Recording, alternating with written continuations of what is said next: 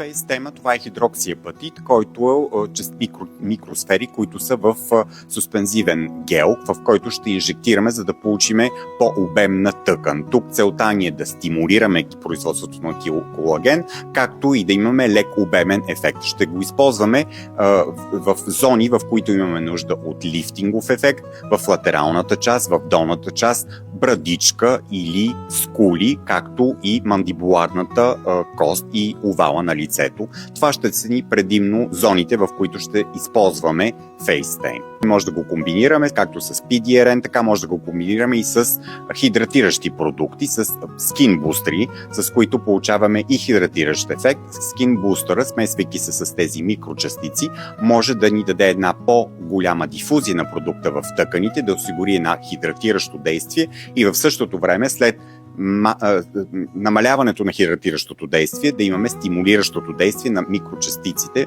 на самият продукт FaceTime.